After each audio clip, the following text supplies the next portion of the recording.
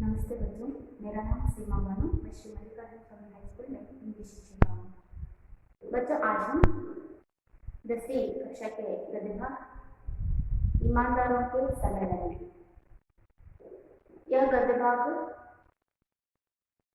श्री हरिशंकर परसाई जी से उनके द्वारा रचित है। हम लोगों ने पिछली कक्षा में ईमानदारों के सम्मेलन में इस गद्य भाग से संबंधित कुछ ही जानकारी हासिल की है। आज हम उसी गद्य भाग के अगले भाग की ओर चलेंगे, यानी कि अगले भाग में और भी हम कुछ जानकारी प्राप्त करेंगे। बच्चों, हम उस अगले गद्य भाग को जानने से पहले पिछली कक्षा में इस गद्य भाग से संबंधित जो भी जानकारी हासिल करें हैं, उसी से संबंधित आज पुनर्मनन करते हुए आगे का भाग देखेंगे। यहाँ पर श्री हरिशंकर परसाई जी इस गद्य भाग में हमने देखा कि वे एक ईमानदारों के सम्मेलन का उद्घाटन करने के लिए उन्हें आमंत्रित किया जाता है। उस पत्र में लिखा गया था कि उन्हें इस देश के प्रसिद्ध ईमानदार मानते हैं। तो यहाँ पर हरिशंकर परसाई जी हमें बता रहे हैं कि वे कभी भी ऐसा नहीं मानते कि वे एक ईमानदार व्यक्ति हैं, लेकिन उन्हें इस सम्मेलन का उद्घाटन करने के लिए आमंत्रित किया गया। तो उन्होंने तय किया कि इस सम्मेलन का उद्घाटन के लिए जाएंगे। इन्होंने क्या किया कि दूसरे दर्जे में सफर कर पहले दर्जे का पैसा उनसे मांग लेते हैं, यानी कि उन्हें दूसरे दर्जे में सफर करने से उन्हें पूरे 150 रुपए बचने वाले थे।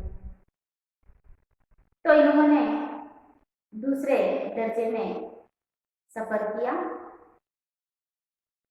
और इन्हें स्टेशन पर खूब स्वागत किया गया कि इन्हें यहाँ पर यानी कि स्टेशन में बड़ी 10 फूल मालाएं डालकर उनका स्वागत किया गया। तब हरिशंकर परसाई जी ने सोचा कि अगर आसपास कोई माली होता तो इन 10 फूल मालाओं को भी मैं बेच लेता। हरिशंकर परसाई जी को एक होटल में रहने के लिए एक कमरे में रहने की व्यवस्था की गई। उन्हीं कमरे में और 2 प्रतिनिधि भी उनके साथ ठहरे हुए थे। तो हरिशंकर परसाई जी ने सोचा कि रूम का ताला लगा दूं, यानी कि कमरे का ताला लगा दूं तो उन दोनों को तकलीफ होगी, इसीलिए हरिशंकर परसाई जी कमरे का ताला नहीं लगाए।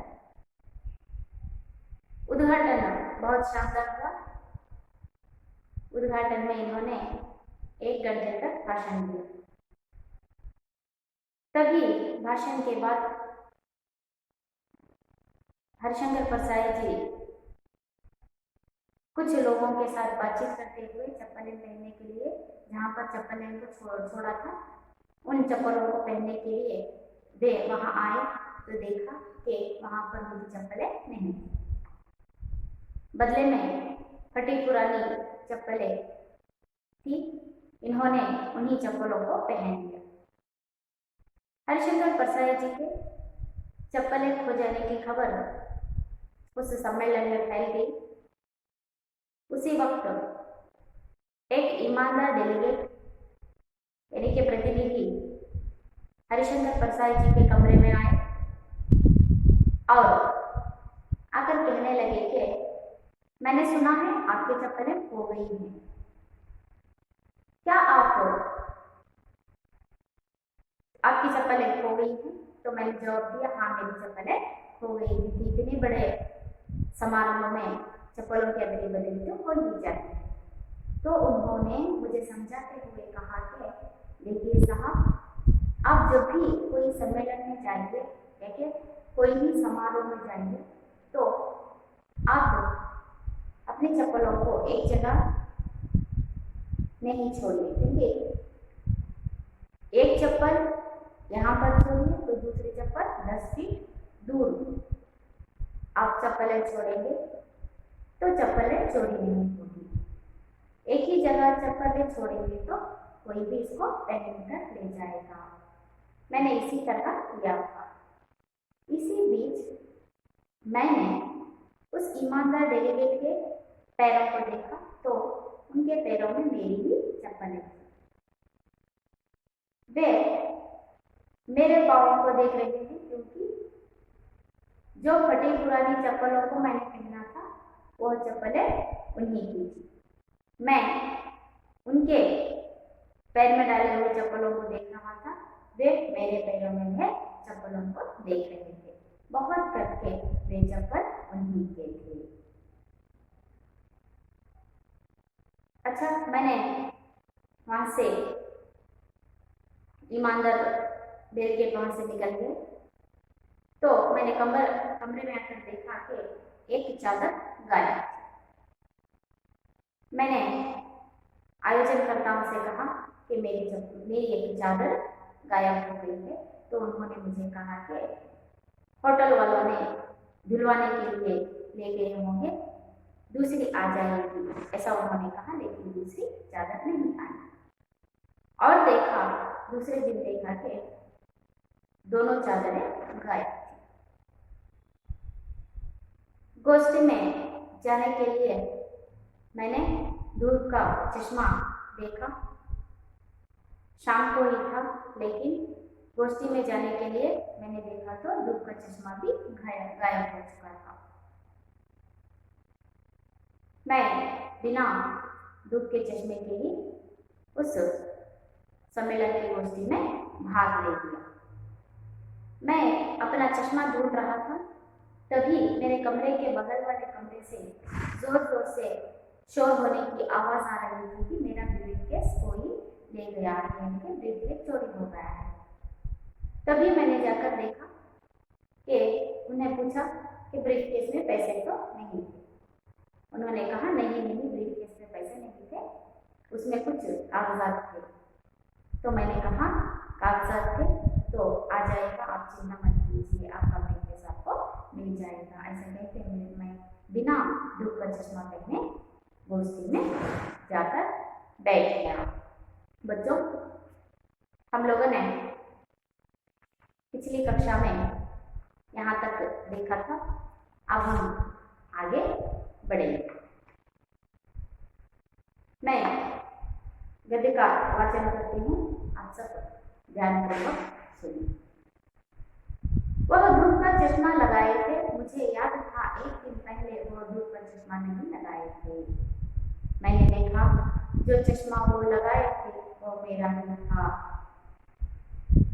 कहने लगे आपने चश्मा लगाया नहीं था। मैंने कहा रात को क्या चांदनी में धूप का चश्मा लगाया जाता है? मैंने कमरे की टेबल पर रख दिया था। वह बोले कोई उठा ले गया होगा। मैं उन्हें देख रहा था और वह मेरा चश्मा लगाए इत्मीनान से बैठे थे। तीसरे दिन रात को लौटा तो कुछ हरारत थी, थोड़ी ठंड भी थी। मैंने सोचा बिस्तर से कंबल निकाल लूं, पर कंबल भी गायब था। फिर हल्का हल्ला हुआ। स्वागत समिति के मंत्री आए, कई कार्यकर्ता आए। मंत्री कार्यकर्ताओं को डांटने लगे, तुम लोग क्या करते हो? तुम्हारी ड्यूटी यहाँ है, तुम्हारे रहते चोरियां हो रही है। यह ईमानदार सम्मेलन है, बाहर यह चोरी की बात फैली तो कितनी बदनामी होगी। कार्यकर्ताओं ने कहा हम क्या करें, अगर सम्माननीय डेलीगेट यहाँ वहाँ जाए तो हम उन्हें रोक सकते हैं। मंत्री ने गुस्से से कहा मैं पुलिस को बुलाकर यहाँ सबकी तलाशी करवाता हूँ। मैंने समझाया ऐसा हरगिज मत करिए। ईमानदारों के सम्मेलन में पुलिस ईमानदारों की तलाशी है, यह बड़ी अशोभनीय बात होगी। फिर इतने बड़े सम्मेलन में थोड़ी गड़बड़ी हुई है। एक कार्यकर्ता ने कहा, तलाशी किनकी करवाओगे? आधे के लगभग डेलीगेट तो किराए लेकर दोपहर को ही वापस चले गए। रात को पहनने के कपड़े सिरहाने दबाकर सोया। नई चप्पलें और शेविंग का डिब्बा बिस्तर के नीचे दबाया। सुबह मुझे लौटना था। मुझे उन लोगों ने अच्छा पैसा दिया। मैंने सामान बांधा। मंत्री ने कहा, परसाई जी, गाड़ी आने में देर है, चलिए स्वागत समिति के साथ अच्छे होटल में भोजन हो जाए। अब ताला लगा देते हैं। पर ताला भी गायब था। ताला तक चुरा लिया। गजब हो, मैंने कहा। रिक्शा बुलवाइए, मैं सीधा स्टेशन जाऊंगा, यहाँ नहीं रुकूंगा। मंत्री हैरान थे, बोले, ऐसे भी क्या नाराजगी है? मैंने कहा, नाराजगी कतई नहीं। बात यह है कि चीजें तो सब चुरा ली गई, ताला तक चोरी में चला गया। अब मैं बचा हूं, अगर रुका तो मैं भी चुरा ले जाऊंगा। देखिए, यहाँ पर ईमानदारों के सम्मेलन में इस बात में हमने देखा कि हरिशंकर परसाई जी पहले उनकी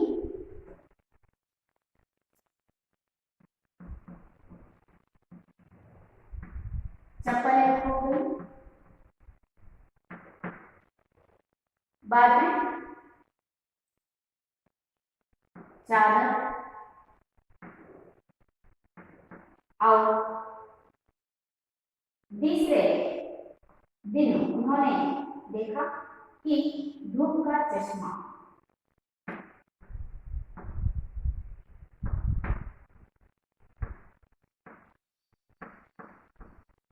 यहाँ पर एक एक करके हरिशंकर परसाई की चीजें गायब हो रही है। अब तक इन्होंने 3 चीजों को खो दिया। पहले चप्पलें, बाद में चादर, इनके तीसरा धूप का चश्मा। इन्होंने धूप का चश्मा तो खो दिया। बिना धूप के चश्मे के ये उस सम्मेलन में भाग लिए। इस समय बगल के कमरे से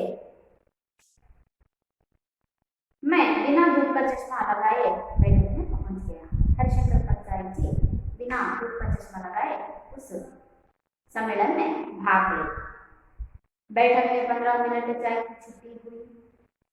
हम सब उस सम्मेलन में बैठे हुए थे। बैठक में हमें 15 मिनट की चाय की छुट्टी यानी कि विराम दिया। लोगों ने सहानुभूति प्रकट की। एक सज्जन आए, कहने लगे, बड़ी चोरियां हो रही है, देखिए आपका धूप का चश्मा चला गया। हमें उस गोष्ठी में 15 मिनट की चाय का विराम दिया गया।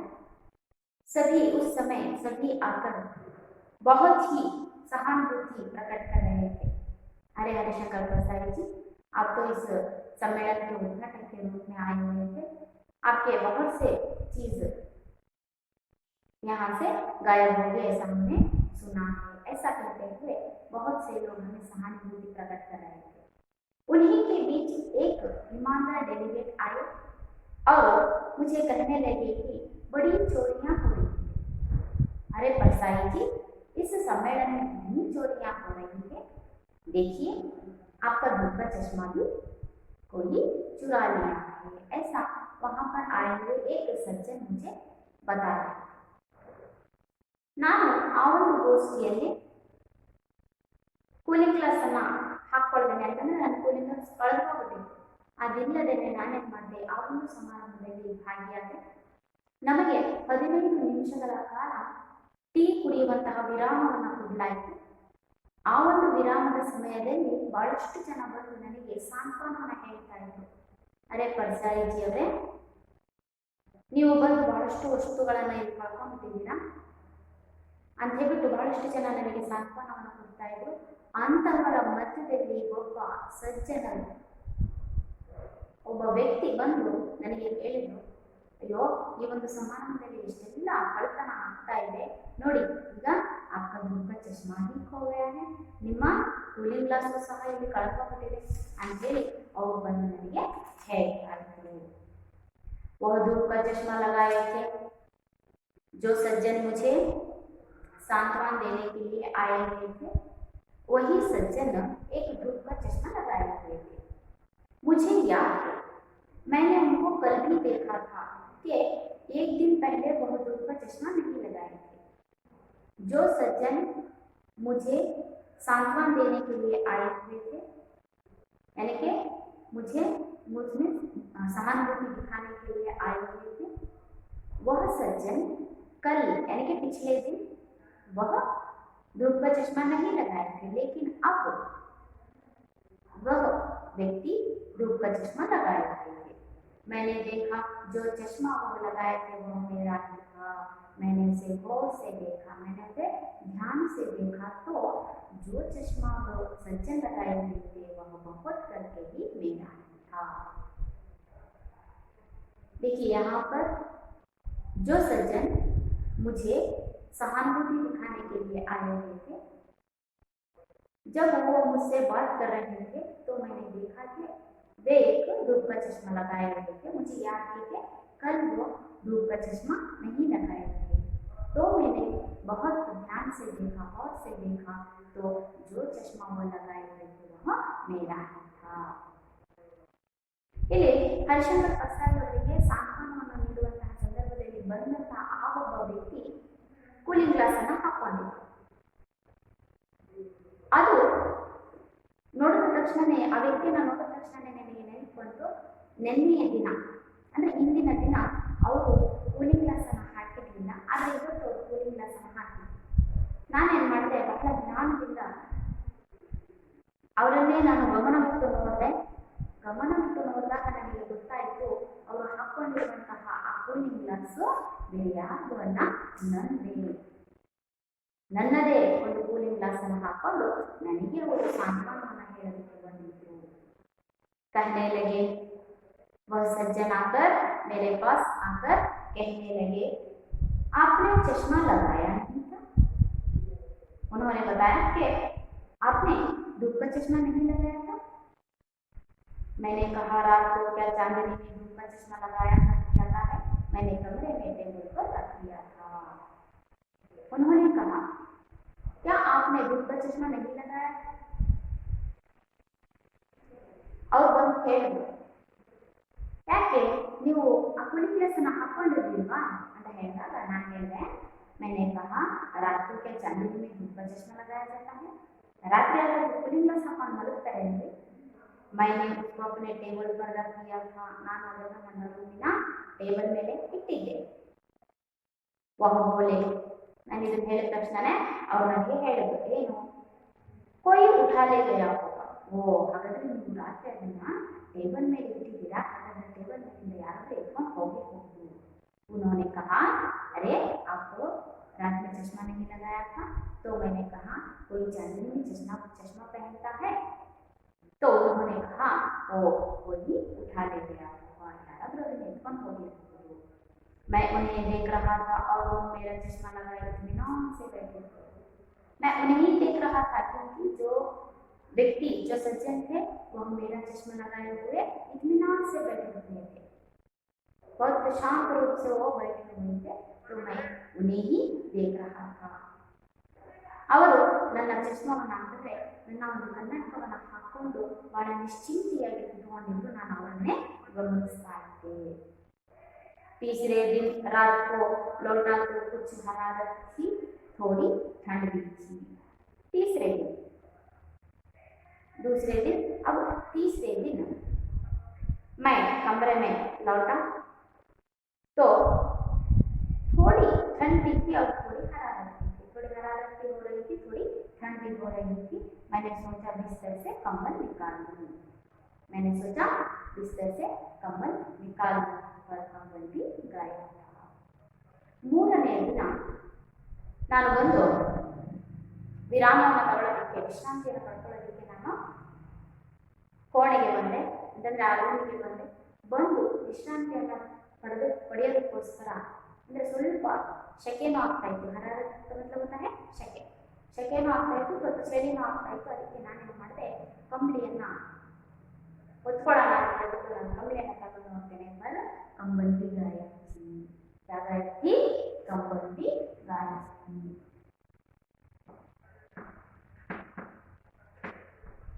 देखिए तीसरे दिन जब हरिशंकर परसाई जी कमरे में आए तो थोड़ी सी हरारत भी हो रही थी और ठंडी थी, इसीलिए उन्होंने कंबल ओढ़ने का निश्चय किया तो देखा वहां पर कंबल भी गायब। फिर हल्ला हुआ। यह बात पूरे होटल में रहने वाले डेलीगेटों के बीच फैल गई। वहां पर थोड़ा सा शोर हुआ। हल्ला का मतलब क्या है? शोर हुआ। ಯಾವಾಗ ಆ ಕಂಬಳಿಯನ್ನು ಸಹ ಕಳೆದೋಯ್ತು ಆವಾಗ ಅಲ್ಲಿದ್ದಂತಹ ಎಲ್ಲ ಪ್ರತಿನಿಧಿಗಳ ಮಧ್ಯೆ ಅಂತಂದ್ರೆ ಆ ಹೋಟೆಲ್ನಲ್ಲಿ ಶೋರ್ ಹುವ, ಏನಿಗೆ ಗಲಭೆ ಹೆಚ್ಚಾಯಿತು. ಅಲ್ಲಿ ಗುಜುಗುಜು ಶಬ್ದ ಅಂತಂದ್ರೆ ಆ ಬಗ್ಗೆ ಮಾತಾಡೋದಕ್ಕೆ ಶುರು ಮಾಡಿದ್ರು. स्वागत समिति के मंत्री आए वहां पर, यानी कि जब हल्ला हुआ तब वहां पर स्वागत समिति के मंत्री आए। ಅಲ್ಲಿ स्वागत समितिಯ मंत्री बंद। कई कार्यकर्ता आए। इतना ही नहीं, स्वागत समिति के मंत्री के साथ बहुत से कार्यकर्ता वहां पर पहुंचे। मंत्री कार्यकर्ताओं को डांटने लगे। जहां पर स्वागत समिति के मंत्री आए हुए थे वह मंत्री कार्यकर्ताओं को डांटने लगे। तुम लोग क्या करते हो? तुम्हारी ड्यूटी यहाँ है, तुम्हारे रहते चोरियां हो रही है, यह ईमानदारों के सम्मेलन है। बाहर यह चोरी की बात फैले तो कितनी बदनामी होगी। तभी स्वागत समिति के मंत्री वहां पर आए और स्वागत समिति के मंत्री आकर बहुत से कार्यकर्ता जो वहां पर आए हुए थे उन कार्यकर्ताओं को स्वागत समिति के मंत्री डांटने लगे। तुम यहाँ क्या कर रहे हो? तुम्हारी ड्यूटी तो यहाँ पर है, देखिए यहाँ पर कितनी चोरियां हो रही है। उद्घाटन के रूप में आए हुए मुख्य अतिथि हरिशंकर परसाई जी के बहुत सी चीजें गायब हो चुकी हैं, आप लोग यहाँ पर क्या कर रहे हो? यह तो एक ईमानदारों का सम्मेलन है, यहाँ पर चोरियां हो रही है, यह बात फैल गई तो हमारी कितनी बदनामी होगी। आप लोगों ने सोचा है ऐसा? और मंत्री ने कार्यकर्ताओं को डांटने लगे। ಯಾವಾಗ ಆ ಕಂಬಳಿ ಕಳ್ಕೊಂಡು ಅಂತ ಹೇಳ್ಬಿಟ್ಟು ಅಲ್ಲಿದ್ದಂತಹ ಜನರಲ್ಲಿ ಗದ್ದಲ ಶುರುವಾಯಿತು, ಅದೇ ಸಮಯಕ್ಕೆ ಸ್ವಾಗತ ಸಮಿತಿಯ ಮಂತ್ರಿಯನ್ನು ಸಹ ಆಗಮಿಸ್ತಾರೆ. ಆ ಮಂತ್ರಿಯ ಜೊತೆ ಬಹಳಷ್ಟು ಕಾರ್ಯಕರ್ತರು ಸಹ ಇರ್ತಾರೆ. ಸ್ವಾಗತ ಸಮಿತಿಯ ಮಂತ್ರಿ ಬಂದು ಆ ಕಾರ್ಯಕರ್ತರಿಗೆ ಬೈಯಲಿಕ್ಕೆ ಶುರು ಮಾಡ್ತಾರೆ. ಹೇಳ್ತಾರೆ, ಇದು ಒಂದು ಪ್ರಾಮಾಣಿಕ ಒಂದು ಸಮ್ಮೇಳನ ಆಗಿದೆ, ಇಂತಹ ಪ್ರಾಮಾಣಿಕರ ಸಮ್ಮೇಳನದಲ್ಲಿ ಎಷ್ಟೆಲ್ಲ ವಸ್ತುಗಳು ಕಳೆದು ಹೋಗ್ತಾ ಇದೆ, ಕಳತನ ಆಗ್ತಾ ಇದೆ. ಈ ಒಂದು ವಿಷಯ ಹೊರಗಡೆ ಎಲ್ಲಾದರೂ ಹರಡ್ತು ಅಂತಂದ್ರೆ ಹತ್ತು ಅಂತಂದ್ರೆ ನಮಗೆ ಎಷ್ಟು ಅವಮಾನ ಆಗುತ್ತೆ ನಿಮಗೆ ಗೊತ್ತಿದೆಯಲ್ವಾ? ನಿಮ್ಮ ಕೆಲಸ ಏನು, ಇಲ್ಲಿದ್ದು ನೀವು ಡ್ಯೂಟಿಯನ್ನು ಮಾಡಬೇಕು ಅನ್ನೋಂಥ ನಿಮ್ಮ ಕೆಲಸ ಅಲ್ವಾ ಅಂತ ಹೇಳ್ಬಿಟ್ಟು ಆ ಸ್ವಾಗತ ಸಮಿತಿಯ ಮಂತ್ರಿ ಬಂದಂತಹ ಕಾರ್ಯಕರ್ತರಿಗೆ, ಅಲ್ಲಿದ್ದಂತಹ ಕಾರ್ಯಕರ್ತರಿಗೆ ಬೈತಾರೆ. जब स्वागत समिति के मंत्री उन सभी कार्यकर्ताओं को डांट रहे थे, यह कितनी बदनामी होगी जब यह बात बाहर फैल जाएगी कि यहाँ पर कितनी चोरियां हो रही है। कार्यकर्ताओं ने कहा, उनमें से कार्यकर्ताओं ने कहा, हम क्या करें? अगर सम्माननीय डेलीगेट यहाँ वहाँ जाए तो हम उन्हें रोक सकते हैं। सर हम क्या करें? यहाँ पर तो माननीय सम्मानित डेलीगेट यहाँ पर ठहरे हुए थे, वे इधर उधर जाएंगे तो क्या हम रोक सकते हैं? ऐसा कार्यकर्ताओं ने मंत्री को जवाब दिया। ಯಾವಾಗ ಆ ಕಾರ್ಯಕರ್ತರಿಗೆ ಮಂತ್ರಿ ಬೈಯಲಿಕ್ಕೆ ಶುರು ಮಾಡಿದ್ರೆ ಆವಾಗ ಕಾರ್ಯಕರ್ತರು ಹೇಳ್ತಾರೆ, ಏನ್ ಮಾಡೋದು ಸರ್, ಇಲ್ಲಿ ಬಂದಿರುವಂತಹ ಅತಿಥಿಗಳು ಅಲ್ಲಿ ಇಲ್ಲಿ ಅಡ್ಡಾಡ್ತಾ ಇದ್ರು ಅಂತಂದ್ರೆ ನಾವೇನವರಿಗೆ ತಡೆಯೋದಕ್ಕಾಗುತ್ತಾ ಅಂತ ಹೇಳ್ಬಿಟ್ಟು ಕಾರ್ಯಕರ್ತ ಒಬ್ರು ಅಲ್ಲಿ ಹೇಳಿದ್ರು. मंत्री ने गुस्से से कहा, उस स्वागत समिति के मंत्री को बहुत गुस्सा आ गया। उन्होंने गुस्से में आकर कहा, मैं पुलिस को बुलाकर यहाँ सबकी तलाशी करवाता हूँ। मैं अभी इसी वक्त पुलिस को बुलवाकर यहाँ पर आए हुए सभी कार्यकर्ता हो सकते हैं, ईमानदार डेलीगेट्स हो सकते हैं, सभी की तलाशी करवाता हूँ। जब कार्यकर्ताओं ने कहा, यहाँ पर सामान्य डेलीगेट इधर उधर जाते हैं तो हम क्या कर सकते हैं। तभी स्वागत समिति के मंत्री ने कहा कि मैं अभी पुलिस बुलवाता हूँ और सबकी तलाशी करवाता हूँ। स्वागत ಸಮಿತಿಯ ಮಂತ್ರಿ ಹೇಳ್ತಾರೆ, ಈಗಲೇ ನಾನು ಪೊಲೀಸ್ ಅವ್ರನ್ನ ಕರೆಸಿ ಇಲ್ಲಿರುವಂತಹ ಎಲ್ಲರಿಗೂ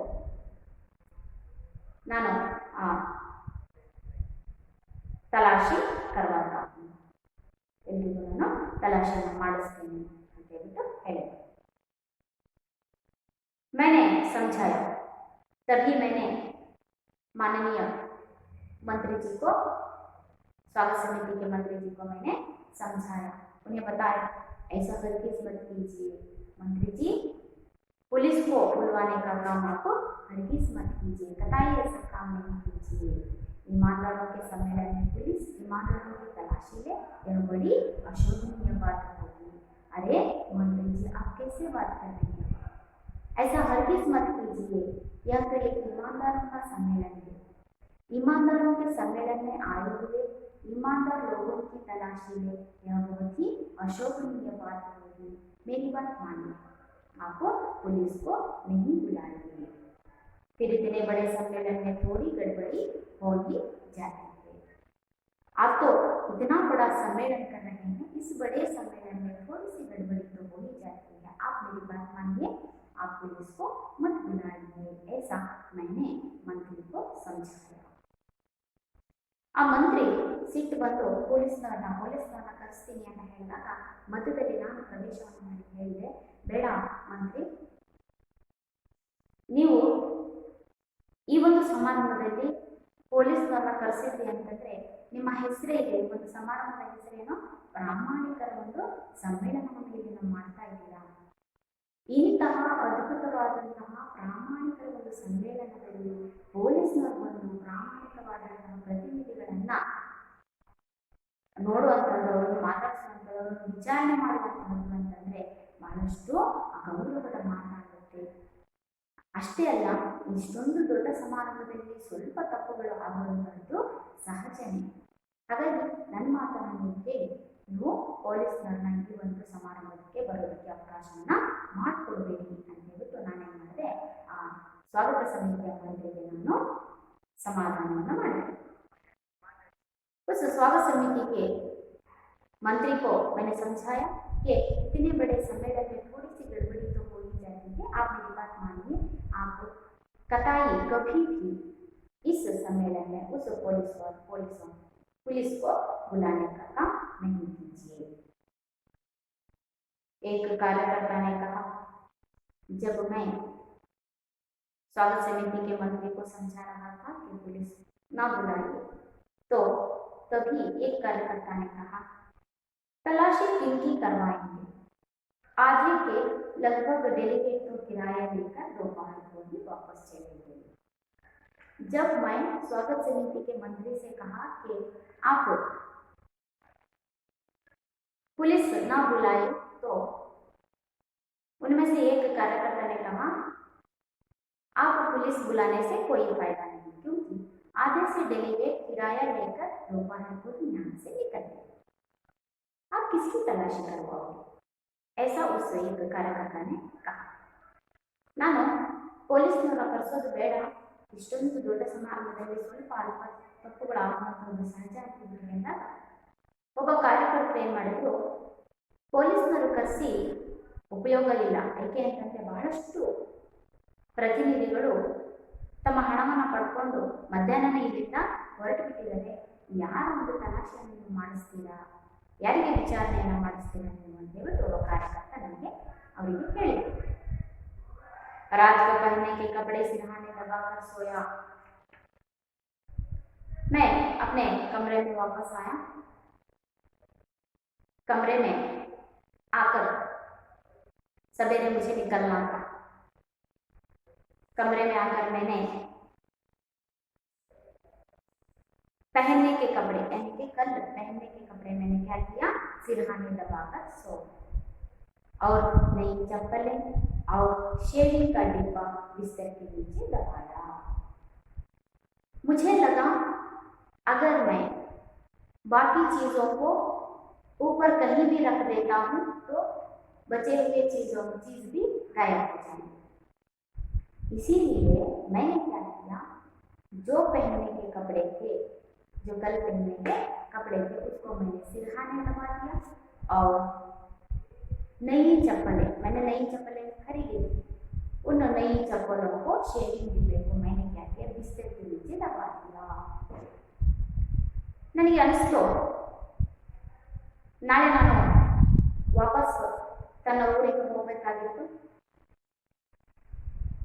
ಒಂದು ವೇಳೆ ನಾನು ವಸ್ತುಗಳನ್ನ ಇದೆಲ್ಲದೂ ಮೇಲೆ ಇಟ್ಬಿಟ್ಟೆ ಅಂತಂದ್ರೆ ಉಳಿದಿರುವಂತಹ ವಸ್ತುಗಳನ್ನು ಸಹ ನಾನು ಕಳ್ಕೊಂಡು ಹೋಗ್ಬೇಕಾಗುತ್ತೆ ಅಂತ ಹೇಳ್ಬಿಟ್ಟು ನಾನೇನ್ ಮಾಡಿದೆ, ಉಟ್ಕೋಬೇಕಾಗಿರುವಂತಹ ಬಟ್ಟೆಯನ್ನ ಸಿರಹಾನೆ ಅಂತಂದ್ರೆ ದಿಂಡಿನ ಕೆಳಗೆ ಇಟ್ಕೊಂಡೆ. ನೈ ಚಪ್ಪಲಿ, ಹೊಸ ಚಪ್ಪಲಿಯನ್ನ ನಾನು ಕೊಟ್ಕೊಂಡಿದ್ದೆ. ನೈ ಚಪ್ಪಲಕ್ಕೂ ಆ ಹೊಸ ಚಪ್ಪಲಿಗಳನ್ನ ಶೇವಿಂಗ್ ಡಿಬ್ಬ, ಆ ಶೇವಿಂಗ್ ಮಾಡ್ಕೊಳ್ಳುವಂತಹ ಆ ಒಂದು ಡಬ್ಬ ಇತ್ತು, ಅದನ್ನು ಸಹ ನಾನೇನ್ ಮಾಡಿದೆ, ಬಿಸ್ತರಿಗೆ नीचे ಆ ಬೆಡ್ಡಿನ ಕೆಳಗೆ ನಾನು ಇಟ್ಕೊಂಡು ಮಲ್ಕೊಂಡೆ. मुझे डर था कि कहीं मैं इन चीजों को भी होना, ನನಗೆ ಭಯ ಇತ್ತು, ಒಂದ್ ವೇಳೆ ನಾನು ವಸ್ತುಗಳನ್ನ ಮೇಲಿಟ್ಟೆ ಅಂತಂದ್ರೆ ಈ ವಸ್ತುಗಳನ್ನ ಸಹ ನಾನು ಕಳ್ಕೊಂಡು ಹೋಗಬೇಕಾಗುತ್ತೆ ಅಂತ ಹೇಳಿದ್ರೆ ನಾನೇನ್ ಮಾಡಿದೆ, ಉಳಿದಂತಹ ವಸ್ತುಗಳನ್ನ ಅಂದ್ರೆ ಬಟ್ಟೆಯನ್ನ ನಾನು ದಿಂಡಿನ ಕೆಳಗೆ ಇಟ್ಕೊಂಡೆ, ಹೊಸ ಚಪ್ಪಲಿ ಮತ್ತೆ ಶೇವಿಂಗ್ ಡಬ್ಬವನ್ನ ನಾನು ಏನ್ ಮಾಡಿದೆ, ಹಾಸಿಗೆ ಕೆಳಗೆ ಬೆಡ್ಡಿನ ಕೆಳಗೆ ನಾನು ಅದನ್ನ ಇಟ್ಕೊಂಡೆ.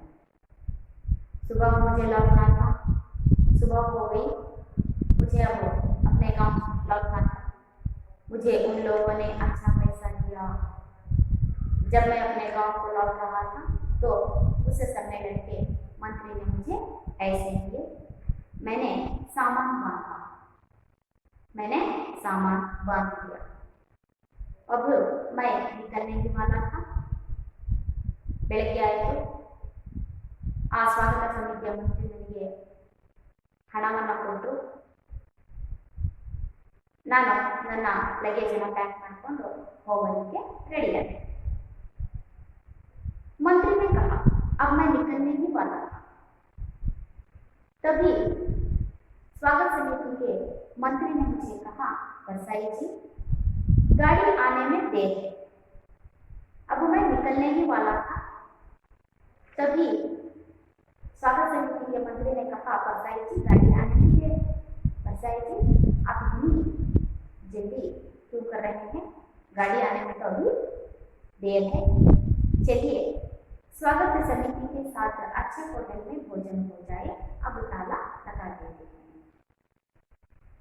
मैं निकलने ही वाला था, तभी स्वागत समिति के मंत्री आए और कहने लगे, हरिशंकर परसाई जी आपकी गाड़ी आने में थोड़ा समय है, अब एक काम कीजिए, हमारे साथ चलिए, हम एक अच्छे से होटल में भोजन कर लेते हैं, फिर आप अपने गाँव चले जाइए। अब हम होटल जाने से पहले आपके कमरे को ताला लगा देते हैं, ऐसा स्वागत समिति के मंत्री ने मुझसे कहा। ಇನ್ನೇ ನಾನು ಹೊರಡಬೇಕಾಗಿತ್ತು, ಆ ಸ್ವಾಗತ ಸಮಿತಿಯ ಮಂತ್ರಿ ಬಂದ್ಬಿಟ್ಟು ಹೇಳಿದ್ರು, ಪರ್ಸಾಯಿಜಿ ಅವರೇ ನಿಮ್ಮ ಗಾಡಿ ಬರೋದ್ರಲ್ಲಿ ಇನ್ನೂ ಸಮಯ ಇದೆ, ಒಂದು ಕೆಲಸ ಮಾಡೋಣ, ಗಾಡಿ ಬರೋದ್ರೊಳಗೆ ಸ್ವಾಗತ ಸಮಿತಿಯ ನಾವೆಲ್ಲ ಸದಸ್ಯರುಗಳು ಸೇರಿ ಒಂದು ಒಳ್ಳೆ ಹೋಟೆಲಲ್ಲಿ ಹೋಗಿ ಊಟ ಮಾಡ್ಕೊಂಡು ಬರೋಣ, ಹೋಗೋಕ್ಕಿಂತ ಮೊದಲು ನಿಮ್ಮ ಒಂದು ಕೊಠಡಿಯಲ್ಲಿ ನಿಮ್ಮ ರೂಮ್ಗೆ ಈಗ ಹಾಕೊಂಡು ಹೋಗೋಣ ಅಂತ ಹೇಳ್ಬಿಟ್ಟು ಆ ಒಂದು ಸ್ವಾಗತ ಸಮಿತಿಯ ಮಂತ್ರಿ ನನಗೆ ಹೇಳಿದೆ। अच्छा मैंने स्वागत समिति के मंत्री की बात को मान ली, उनके साथ भोजन के लिए निकलने के लिए मैं कमरे का ताला लगाने के लिए आगे बढ़ा, पर ताला भी गायब था। मैंने जाकर देखा कि मेरे कमरे का ताला भी गायब था, ताला तक चुरा लिया। जब मैंने जाकर देखा कि कमरे को ताला लगा दूं, तो जाकर देखा कमरे का ताला भी गायब हो गया था। गजब हो गया, मुझे आश्चर्य हो गया, मैं चकित हो गया।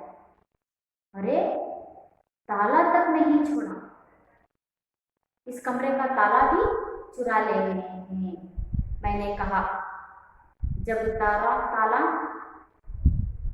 चुरा ले गए तो मैंने स्वागत समिति के मंत्री से कहा, ಸರಿ ಆಯ್ತು ಅಂತ ಹೇಳ್ಬಿಟ್ಟು ಅವ್ರೇನ್ ಮಾಡಿದ್ರು, ಆ ಸ್ವಾಗತ ಸಮಿತಿಯ ಮಂತ್ರಿಯ ಜೊತೆ ಭೋಜನ ಮಾಡಲಿಕ್ಕೆ ಅಂತ ಹೇಳ್ಬಿಟ್ಟು ಹೋಗೋದಕ್ಕೆ ರೆಡಿಯಾದ್ರು. ಆ ರೂಮಿನ ಬೀಗ ಹಾಕೊಳ್ಳಿಕ್ಕೆ ಅಂತ ಹೋಗ್ತಾರೆ, ಬೀಗನೂ ಸಹ ಕಳ್ಕೊಳ್ತಾರೆ. ಅಲ್ಲಿಗೆ ಹರಿಶಂಕರ್ ಪ್ರಸಾದ್ಗೆ ಆಶ್ಚರ್ಯ ಆಯಿತು. ಆಶ್ಚರ್ಯದ ಜೊತೆಯಲ್ಲಿ ಆತಂಕ ಶುರುವಾಯಿತು, ಭಯ ಹೆಚ್ಚಾಗಿತ್ತು. ಆವಾಗ ಹರಿಶಂಕರ್ ಪ್ರಸಾದಿಯವರು ಆ ಸ್ವಾಗತ ಸಮಿತಿಯ ಮಂತ್ರಿಗೆ ಹೇಳ್ತಾರೆ, ಏನೋ ऐसी ही क्या ना मैं रिश्ता बुलवाइए, आप एक काम कीजिए, रिक्शा बुलवाइए, मैं सीधा स्टेशन जाऊंगा, यहाँ नहीं रुकूंगा। जब कमरे का ताला तक चोरी हो गया तो मुझे इतनी हैरानी हुई और घबराहट भी होने लगी। इसी घबराहट के साथ मैंने स्वागत समिति के मंत्री से कहा, आप जल्दी से रिक्शा बुलवाइए, मैं सीधे स्टेशन जाऊंगा, यहाँ कभी भी नहीं रुकूंगा। ऐसा मैंने उस स्वागत समिति के मंत्री से कह दिया। ಯಾವಾಗ ಆ ರೂಮಿನ ಬೀಗನೂ ಸಹ ಕಳೆದೋಯ್ತು, ನಾನೇನು ಮಾಡಿದೆ, ಇವ್ರ ಜೊತೆ ಊಟ ಹೋಗೋದನ್ನ ಚಿಂತೆಯನ್ನ ಬಿಟ್ಟೆ, ಬೇಗ ನೀವು ಒಂದು ಆಟೋನ ಕರೆಸ್ರಿ, ನಾನು ಸೀದಾ ಸ್ಟೇಷನ್ಗೆ ಹೋಗ್ತೇನೆ ಅಂತಂದ್ರೆ ರೈಲ್ವೆ ನಿಲ್ದಾಣಕ್ಕೆ ಹೋಗ್ತೇನೆ, ನಾನು ಇಲ್ಲಿಂದ ಏನಾಗಿದೆ 1 ನಿಮಿಷನೂ ನಾನು ಇಲ್ಲಿ ಇರೋದಿಲ್ಲ ಅಂತ ಹೇಳ್ಬಿಟ್ಟು ನಾನೇನು ಮಾಡಿದೆ, ಆ ಸ್ವಾಗತ ಸಮಿತಿಯ ಮಂತ್ರಿಗೆ ನಾನು ಹೇಳಿದೆ. मंत्री हैरान थे, मंत्री जी को आश्चर्य हुआ, अरे हरिशंकर प्रसाद जी अभी अभी तो भोजन के लिए हमारे साथ चलने के लिए तैयार थे, लेकिन अब इन्हें क्या हो गया? अभी क्या बता रहे हैं कि ये अब यहाँ पर 1 मिनट भी नहीं रुकेंगे, सीधा स्टेशन जाएंगे, ऐसा क्या हो गया? उन्होंने मेरे हैरानी से बोले, ऐसे भी क्या नाराजगी है, आप इतना गुस्सा क्यों हो रहे हो प्रसाद जी? ऐसा स्वागत समिति के मंत्री ने मुझसे कहा। स्वागत ಸಮಿತಿಯ ಮಂತ್ರಿಯವರು ನನಗೆ ಕೇಳಿದ್ರು, ಅಯ್ಯೋ ಈಗ ಚೆನ್ನಾಗಿದ್ರು, ನನ್ನ ಜೊತೆ ಊಟ ಮಾಡೋದಕ್ಕೆ ಅಂತ ಹೇಳ್ಬಿಟ್ಟು ಈಗ ರೆಡಿ ಆಗಿದ್ರು, ಇಷ್ಟೇನ ಇವರಿಗೇನಾಯಿತು ಅಂತ ಹೇಳಿ ಅವ್ರು ನನ್ನನ್ನು ಕೇಳಿದ್ರು, ಯಾಕೆ ಇಷ್ಟು ಕೋಪದಲ್ಲಿದ್ದೀರಾ ಅಂತೇಳಿ ನನ್ನನ್ನು ಅವರು ಕೇಳಿದ್ರು. मैंने कहा, जब उन्होंने पूछा कि इतनी नाराजगी क्यों है, तो मैंने उन्हें कहा, नाराजगी कतई नहीं, मैं आपसे नाराज नहीं हूँ, बात यह है कि मैं क्यों इतनी जल्दी स्टेशन जाने के लिए उतावला हो रहा हूँ कि चीजें तो सब चुरा ली गई, जितने चीजें मैंने लाए हुए थे उनमें से कई चीजों को मैंने खो दिया है, ताला तक चोरी में चला गया, अरे मुझे दिए हुए कमरे का ताला तक नहीं छोड़ा, अब मैं बचा हूँ, अब मैं ही अकेला बचा हूँ, अगर मैं यहाँ पर रुका तो मैं ही चुरा ले जाऊंगा, मुझे भी वो चुरा कर ले जाएंगे, इसीलिए मैं कह रहा हूँ कि आप मुझे एक रिक्शा बुलवाइए, मैं यहाँ से अभी निकलता हूँ, ऐसा मैंने उन्हें जवाब दिया।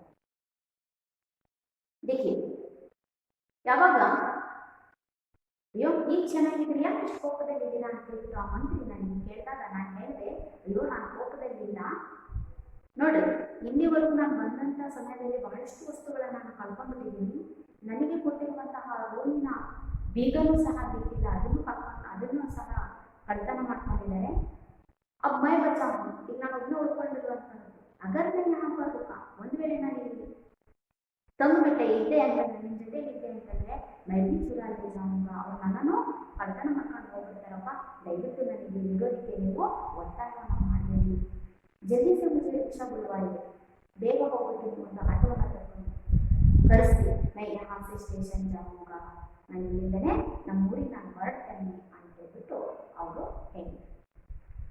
अगला था ताला। देखिए,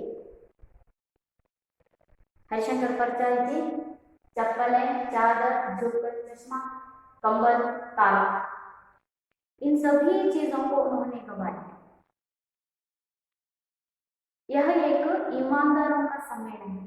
यहाँ पर ही बताया गया है कि ईमानदारों का सम्मेलन है, लेकिन इस ईमानदारों के सम्मेलन में बहुत सी चोरियां हो रही थी। इसीलिए हरिशंकर परसाई जी इस पाठ का आशय बताते हुए हमें कहा कि इस समाज में गुण और अवगुण दो भी यहाँ पर हमें देखने को मिलते हैं। जैसे हंस पक्षी अच्छे गुणों को अपनाते हैं, वैसे ही अच्छाई को अपनाता है, वैसे ही हमें भी अवगुणों को छोड़कर अच्छे गुणों को अपनाना चाहिए। यहाँ पर हरिशंकर परसाई जी व्यंग्य रूप से, व्यंग्यता से एक सम्मेलन को उदाहरण देते हुए व्यंग्यता से हमें यहाँ पर बेईमानी भी एक अवगुण है, इस शब्द का हमें यहाँ पर खूब तरीके से परिचित किया गया है। यानी कि बेईमानी भी एक अवगुण है। यहाँ पर हमें बेईमानी से किस तरह सबको तकलीफ होती है, ऐसा हमें यहाँ पर बताया है। बच्चों, आशा करती हूँ आप सभी को गद्य भाग समझ में आ गया। अब हम इस गद्य भाग में आने वाले अनुरूपता को देखिए। देखिए यहाँ पर अनुरूपता के 4 प्रश्नों को पूछे जाएंगे। आपकी आने वाले एग्जाम में आपको 4 अनुरूपता पूछे जाएंगे। हम यहाँ पर इस पाठ से संबंधित अनुरूपता को देखेंगे। देखिए, पहला दिन चप्पलें गायब। पहले दिन ना क्या गायब थी? चप्पलें गायब। दूसरे दिन चादर। दूसरे दिन क्या गायब थे? चादर गायब। तीसरे दिन कंबल गायब था। चौथे दिन यानी कि आखिरी दिन क्या गायब था? हाँ, ताला।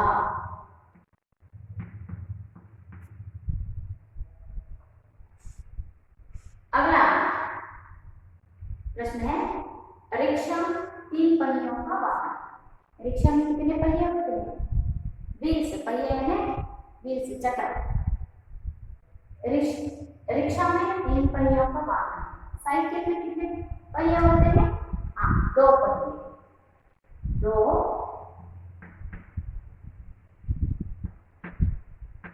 पहियों का वाहन।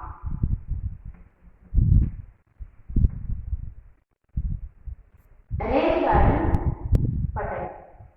हवाई जहाज हवा।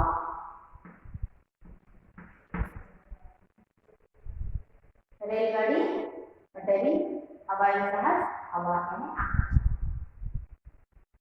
बच्चों, हम लोगों ने यहाँ पर पाठ का विश्लेषण के साथ साथ अनुरूपता को भी देखा है। अगली कक्षा में हम इस पाठ से संबंधित प्रश्नोत्तरों को चर्चा करेंगे। आप सब घर पर फिर एक बार इस गद्य भाग को पढ़ लीजिए और प्रश्नोत्तरों को ढूंढने का प्रयास कीजिए। पाठ समझ में आ गया होगा। हम अगली कक्षा में प्रश्नोत्तरों को देखेंगे।